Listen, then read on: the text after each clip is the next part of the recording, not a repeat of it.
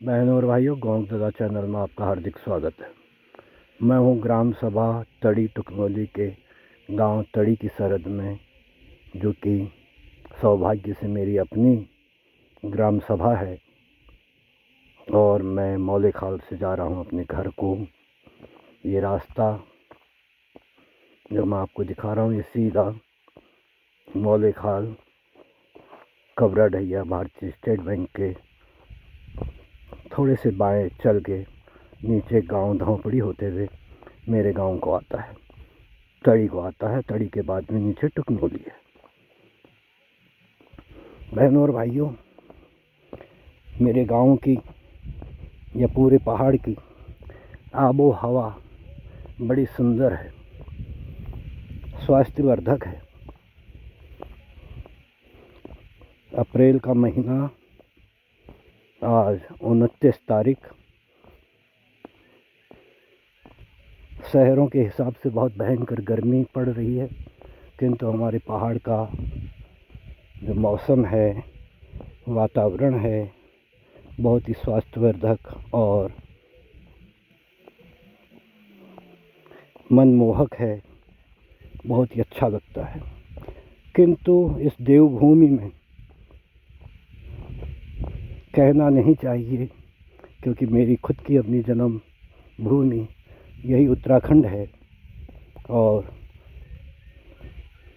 कहने में ज़रा शर्म सी आती है कि मेरी इस देवभूमि में कुछ दानव, राक्षस प्रकृति के भी लोग हैं, जिनके कृत्य आप ये देख सकते हैं।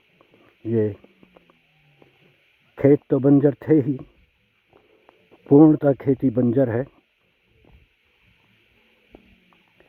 एक भी खेत भूले से भी कोई आबाद नज़र नहीं आ रहा, किंतु ये सारा इलाका पूरी सार बोलते हैं, एक साइड खेतों की पूरी सार, गांव की पूरी सार बंजर है।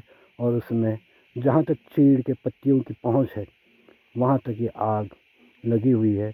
दूसरा गांव सामने मल्ला कटरिया है, वहाँ भी आप देख सकते हैं कि जंगल में पूरी तरह आग लग चुकी है और चीड़ के पेड़, उसकी पत्तियाँ पीली पीली पड़ी हुई हैं। जहाँ तक आपकी नज़र जा रही होगी, वहाँ तक खेत बंजर और आग से झुलसे हुए पेड़ नज़र आ रहे हैं।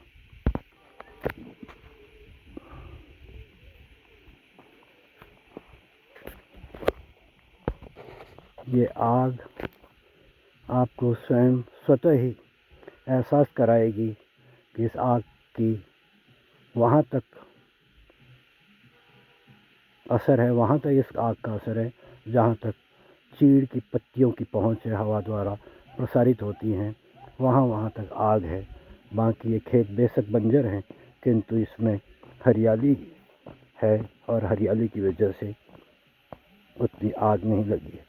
किंतु बहुत से गांवों में जहाँ जानवर ना के बराबर हैं, ये घास भी यूं ही पड़ी रहती है और काफ़ी बड़ी सूखी होने के कारण आग बहुत अच्छे से लग जाती है और लग रखी है।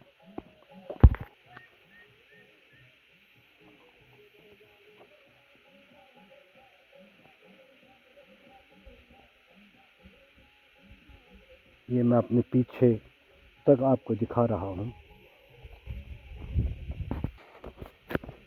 एक विषय जिस पर मैंने चर्चा करी, आग।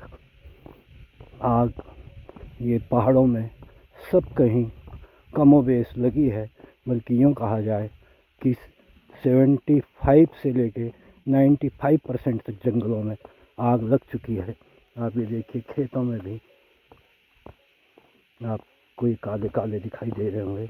यह तड़ी का देवी थान, माता भवानी का मंदिर, और ये इससे लगे हुए मैदान से खेत।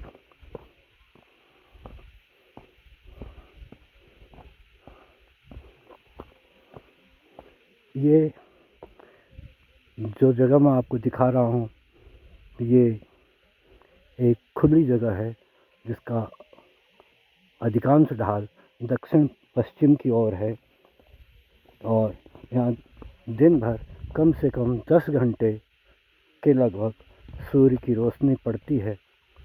और ये खेत मैदान भी हैं, काफ़ी कम ऊंचाई वाली सीढ़ियाँ हैं और लगातार ये मुझे लगता है कि कम से कम 4 हेक्टेयर की ज़मीन होगी, यहाँ ऊपर से लेके वहाँ नीचे तक। हमारी सरकारें, हमारी जनप्रतिनिधि, हमारे ग्राम प्रधान, क्षेत्र पंचायत, जिला पंचायत सदस्य लोग विकास का झुनझुना जो हमें दिखाते हैं, विकास का जो सपना हमें दिखाते हैं, उसकी असलियत आप इससे लगा सकते हैं कि हम कितना विकास कर रहे हैं। क्या इस सूर्य से रोशनी प्राप्त करती भूमि में और सूर्य के संग्रही प्रकाश में क्या हम यहाँ पे सौर ऊर्जा का एक प्लांट नहीं लगा सकते? कम से कम और कुछ नहीं भी तो 2-4 लोगों को इसमें रोज़गार मिलेगा और कुछ बिजली का उत्पादन होगा जिससे हम विक्रय कर सकते हैं। इन बंजर खेतों से अच्छा था कि हम ऐसा करते। ये देखिए, उसके बजाय हम आग से इतने पीड़ित हैं। ये खेतों में तक लगी हुई आग, जहाँ तक चीड़ ही इसका एक मुख्य कारण है। चीड़, दूसरे में इसका बंजर खेत और खेतों में होने वाली बड़ी बड़ी घास, आग का मुख्य कारण। जगह आपको दिखाने के बाद में एक टुकड़ा खेत का ये खोदा हुआ, आबाद किया हुआ दिखाई दे रहा है, जो मुझे लगता है कुल मिला के कि 200 गज होगा। ये आग से जले हुए खेत, और खेतों में अगर मान लिया जाए, शायद इसमें तो कुछ नहीं था, अगर मान लिया जाए किसी ने कोई वृक्षारोपण किया होता तो कितनी भयंकर हालत होती। और मैं इसका खुद भुक्तभोगी हूँ कि मेरे खेत में आग लगी थी और मेरे सैकड़ों पेड़, बेशकीमती पेड़ जल गए थे। ये जगह जो मैं सौर ऊर्जा के लिए कह रहा हूँ, यहाँ से लेके वो ऊपर तक, जहाँ तक ये पश्चिमी दक्षिणी ढाल है, वहाँ तक इसमें सौर ऊर्जा का प्लांट सफलतापूर्वक लगाया जा सकता है और बिजली उत्पादित की जा सकती है। रोज़गार का एक बहुत अच्छा साधन ये है। तड़ी देवी थान को जाने वाला रास्ता, इसके ऊपर बना गेट और ये सीढ़ियाँ। एकदम से इस गेट, विधायकों द्वारा बनाई गई सड़कें, ग्राम प्रधान, क्षेत्र पंचायत सदस्य और जिला पंचायत सदस्यों द्वारा लगाई गई सौर ऊर्जाएँ, ये एक विकास स्तंभ मानी जा रही है।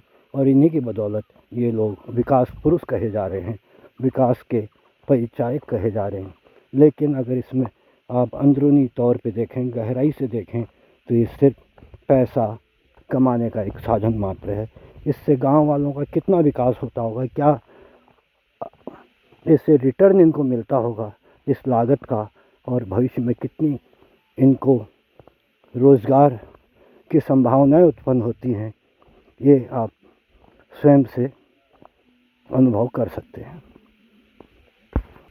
ये देखिए, कुल मिलाकर बंजर ज़मीन और सामने टुकनौली का देवी मंदिर, प्राइमरी विद्यालय, और इधर थोड़ा सा दिखाई देता हो गवर्नमेंट हाई स्कूल। उधर ग्राम सभा खुमाड़ का कुछ हिस्सा, सामने ग्राम सभा खुमाड़, आप वहाँ भी स्पष्ट देख पाएंगे चीड़ और बंजर खेत। सौर ऊर्जा वाले दक्षिण पश्चिमी ढाल को छोड़ के उसके इतर ये एक ढाल जो लगभग उत्तर पूर्वी है, ये है। इसमें भी अच्छे अच्छे खेत हैं और हरियाली है। तो क्या इसमें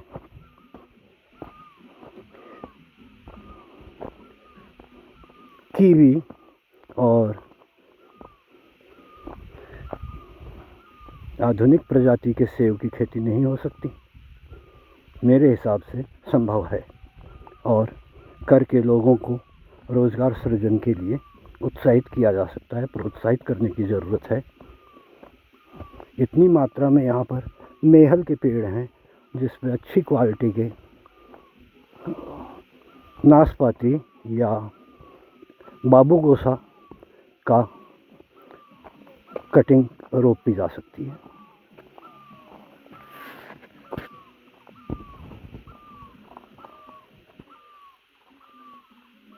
ये सर्वत्र पहाड़ में होने वाला मेहल।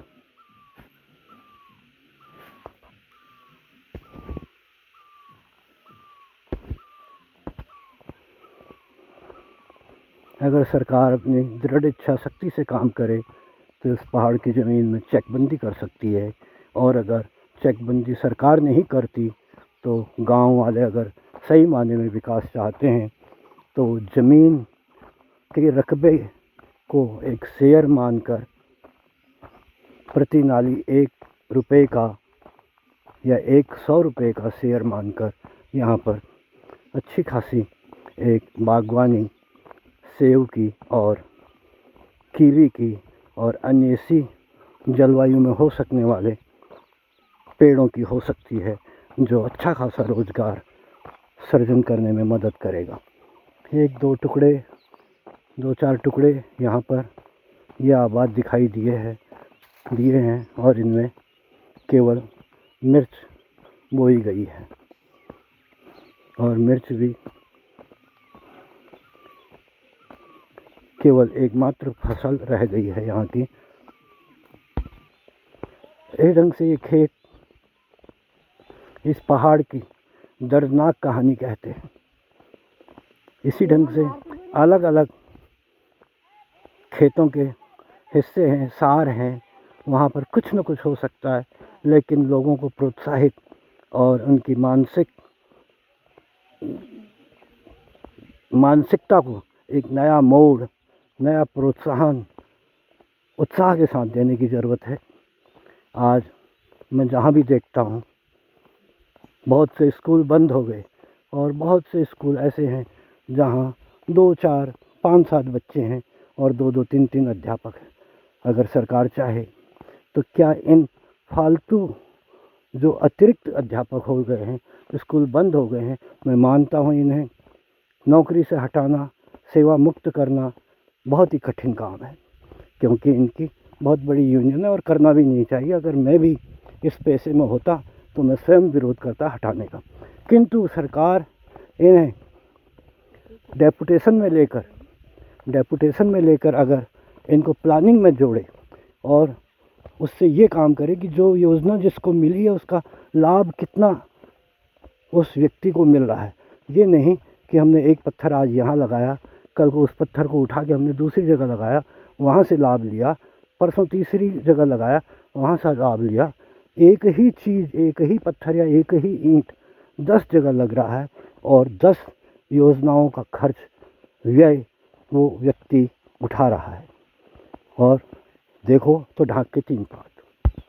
तो इस ढंग से हम आ गए हैं तड़ी की आबादी में और बंद घर या टूटे घर दिखाने से कोई फ़ायदा नहीं। मेरे बहुत से भाई अपने अलग अलग ब्लॉगों में अलग अलग ढंग से इस समस्या को उजागर करते हैं, लेकिन जो मुख्य समस्या है वह है रोज़गार के कारण ही ये पहाड़ फेल है। अच्छी शिक्षा नहीं है, अच्छा स्वास्थ्य नहीं है, मकान टूट रहे हैं, स्कूलों में छात्र संख्या घट रही है, अस्पतालों में लोगों का मन नहीं लग रहा, अच्छा व्यवसाय नहीं चल रहा। ये सब चीज़ें इसी कारण से।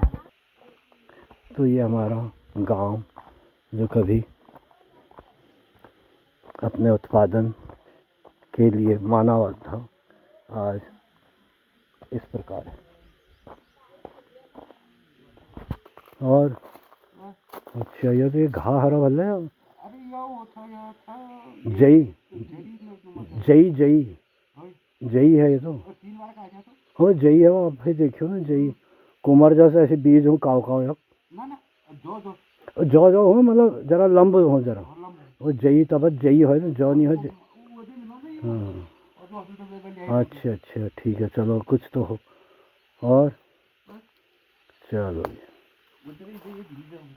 हैं? बहनों और भाइयों, इस ढंग से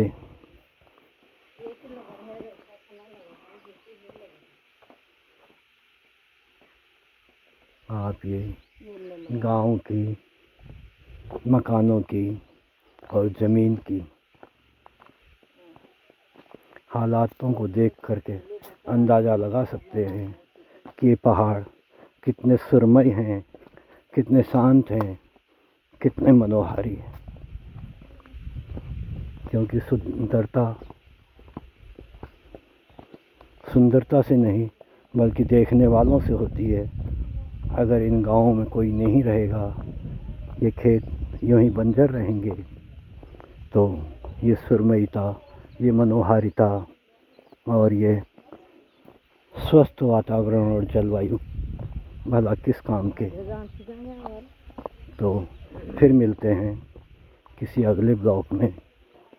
और भाइयों, आपसे निवेदन है कि अधिक से अधिक संख्या में मेरे इस चैनल गोंकददा चैनल को सब्सक्राइब करें और अपने दोस्तों के साथ अवश्य शेयर करें, ताकि मैं आपको फिर इसी प्रकार की और सूचनाएं वीडियो के माध्यम से देता रहूं।